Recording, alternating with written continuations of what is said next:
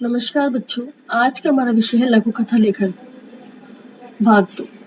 इससे पहले भी मैं लघु कथा लेखन के संदर्भ में एक वीडियो बना चुकी हूँ।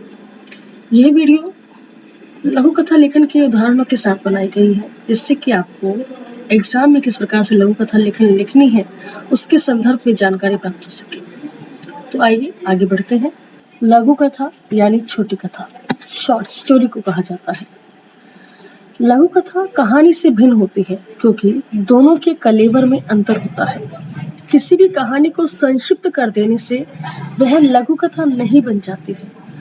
लघु कथा दिखने में छोटी अवश्य होती है, पर पाठक के मन पर गहरा प्रभाव छोड़ती है। बच्चों, लघु कथा के प्रमुख गुण हैं संक्षिप्तता, सूक्ष्मता और सांकेतिकता। यानी कि आपकी लघु कथा, जैसे कि नाम से स्पष्ट है, लघु हो, संकेतों के आधार पर पूरी कहानी का जिक्र किया गया हो और सूक्ष्म तत्व विद्यमान हो। कहानी की तरह लघु कथा में वर्णन और विवरण की छूट नहीं होती है। बच्चों, इससे पहले जो वीडियो लघु कथा के संदर्भ में बनाई गई है उसे आप एक बार जरूर देखें, जिससे कि आपको लघु कथा का पूरा कॉन्सेप्ट समझ में आ जाएगा। लघु कथा लिखते समय स्मरण रखने योग्य महत्वपूर्ण बातें इस प्रकार हैं। सबसे पहले, आकार में लघु हो और कथा तत्व से सुसज्जित रचना को ही लघु कथा कहा जाता है।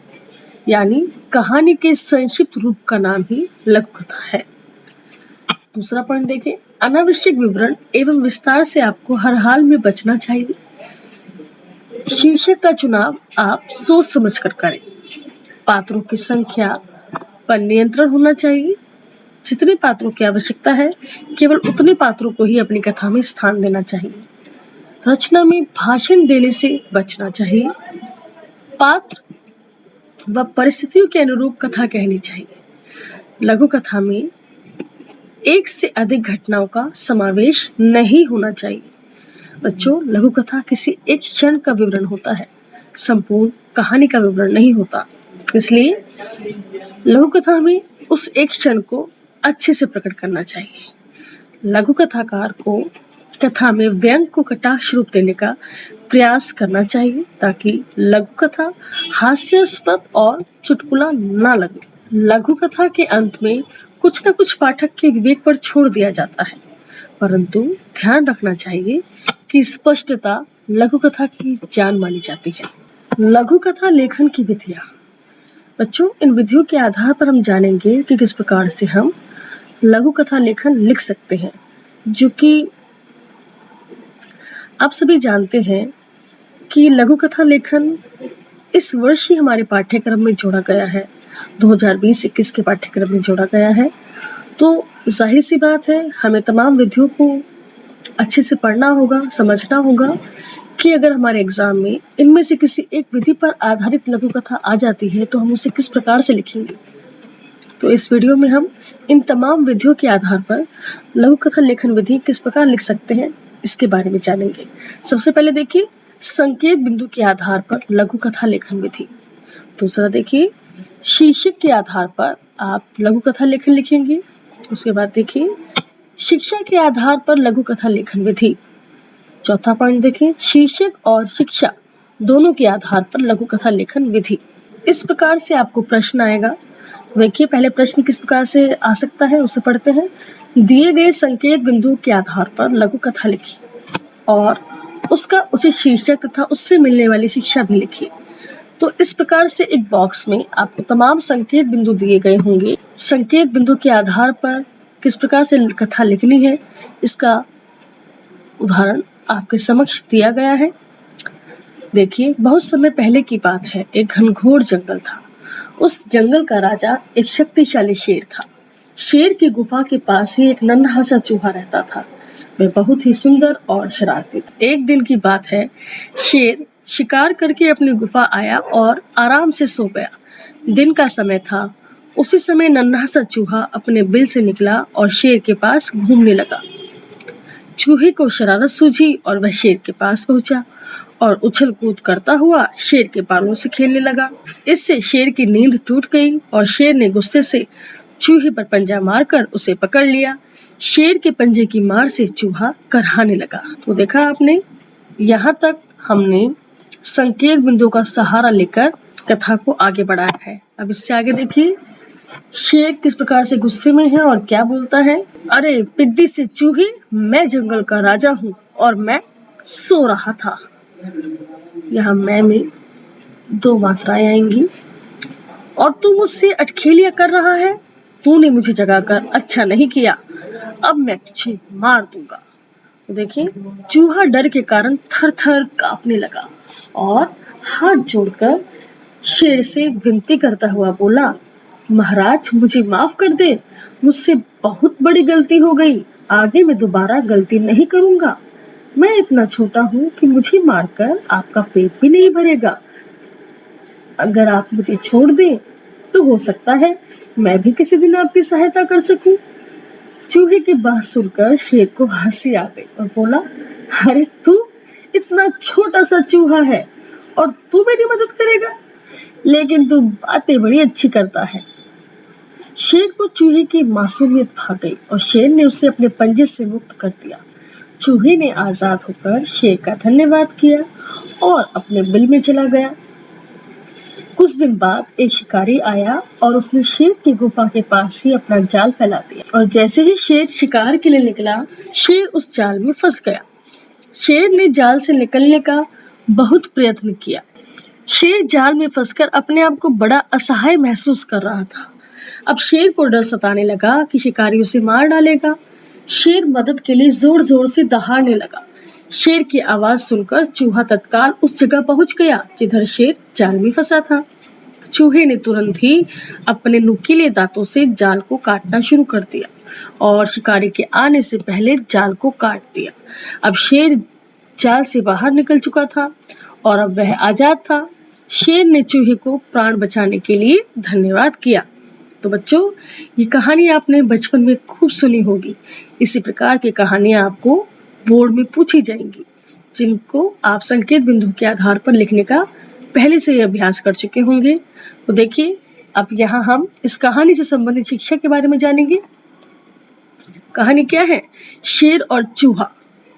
और इस कहानी से हमें क्या शिक्षा मिलती है कि किसी भी प्राणी को छोटा नहीं समझना चाहिए और किसी पर किया गया उपकार कभी भी व्यर्थ नहीं जाता। सेकंड देखिए, शीर्षक के आधार पर लघु कथा लेखन विधि किस प्रकार से होती है, उसे कैसे लिखा जाता है। देखिए, आपको इस तरह से प्रश्न देखने को मिलेगा। इस तरह से आपको प्रश्न दिखाई देगा आपकी कक्षा परीक्षा में या आपके एग्जाम्स में। अक्सर आपके टीचर इस तरह से आपको अभ्यास कराएंगे। देखिए, निम्नलिखित शीर्षकों के आधार पर लघु कथा लिखिए और उससे मिलने वाली शिक्षा को भी लिखिए। तो यहाँ पर केवल मैंने एक ही कहानी के बारे में हेडिंग दी है।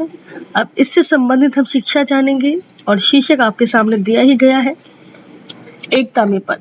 तो आपने पूरी कहानी जो बचपन में सुनी है, किसान और उसके 4 बेटे, उसी कहानी के बारे में आप बताएंगे और उसको बताने के बाद इस कहानी से क्या शिक्षा मिलती है, क्या प्रेरणा मिलती है, उसे आप अंत में बताते हुए इस तरह से इस प्रकार की लेखन विधि में दक्ष हो जाएंगे। तीसरा बिंदु देखें, शिक्षा के आधार पर लघु कथा लेखन विधि। तो आपको एक शिक्षा दी जाएगी प्रश्न में और उस शिक्षा के आधार पर आप पूरी कथा को लिखेंगे और साथ ही साथ उस कथा का शीर्षक भी प्रदान करेंगे। जैसे इस प्रकार देखिए, यहाँ पर प्रश्न दिया गया है और प्रश्न में पूछी गई शिक्षा दी गई है। अब इस शिक्षा को समझकर आपको वो कहानी अपने दिमाग में याद करनी होगी कि ये शिक्षा आपने बचपन में किस कहानी में पढ़ी थी, किस कथा में पढ़ी थी। उसके आधार पर पूरी कहानी आप लिखेंगे। कहानी लिखने के बाद आप उस पूरी कहानी का उचित शीर्षक प्रदान करेंगे, जैसे कि आपको आपकी स्क्रीन पर दिखाई दे रहा है। देखिए, शिक्षा क्या है? कभी किसी को छोटा नहीं समझना चाहिए। तो आपको किसकी कहानी याद आई? शेर और चूहे की मित्रता, जिसे अभी हमने पिछली लेखन विधि में भी जाना था। इस प्रकार आप उस कहानी की शिक्षा को समझते हुए उसका उचित शीर्षक प्रदान करेंगे और उस कथा को अपने अनुसार लिखेंगे। जो भी कथा आपको शिक्षा से संबंधित ध्यान में आती है, उसे आप लिखने का प्रयास करें और उसका उचित शीर्षक भी प्रदान करें। अब देखिए, शीर्षक और शिक्षा के आधार पर लघु कथा लेखन विधि। इस प्रकार से आपको प्रश्न दिखाई देगा और इस तरह से शीर्षक और शिक्षा दी गई होगी। तो प्रश्न क्या है? निम्नलिखित शीर्षकों, तो यहाँ पर मैंने केवल एक ही एग्जाम्पल लिया है, परंतु आपको अन्य भी एग्जाम्पल देखने को मिल सकते हैं। शीर्षकों व शिक्षा के आधार पर लघु कथा लिखिए। तो शीर्षक क्या है? चिड़िया और बंदर। और इस कथा से मिलने वाली शिक्षा क्या है? केवल बुद्धिमान को ही सीख दो, मूर्ख को नहीं। तो देखिए, तो आइए अब इस कथा को पढ़ते हैं और किस प्रकार से इसकी सीख लिखी जाएगी उसको जानते हैं। एक राज्य के बगल में घना जंगल था। उस जंगल के एक बड़े वृक्ष की शाखा पर चिड़ा चिड़ी का एक जोड़ा रहता था। उन दोनों ने बड़े जत्न और लगन से उस पेड़ की शाखा पर अपना घोंसला बनाया हुआ था और दोनों अपने घोंसले में बड़े सुख से रहते थे। देखते ही देखते सर्दी का मौसम आ गया। एक दिन उस जंगल में बड़ी ठंडी हवा चलने लगी और साथ में हल्की बूंदाबांदी भी शुरू हो गई। उस समय एक बंदर ठंडी हवा और बरसात से ठिठुरता हुआ उस वृक्ष की शाखा पर आ बैठा। जाड़े के कारण उसके दांत कटकटा रहे थे। उसे देखकर चिड़िया ने कहा, अरे तुम कौन हो? देखने में तो तुम्हारा चेहरा आदमियों का सा है, हाथ पैर भी है तुम्हारे, फिर भी तुम यहाँ बैठे हो। घर बनाकर क्यों नहीं रहते? घर बनाकर रहोगे तो ठंड और बारिश से कभी परेशानी नहीं होगी।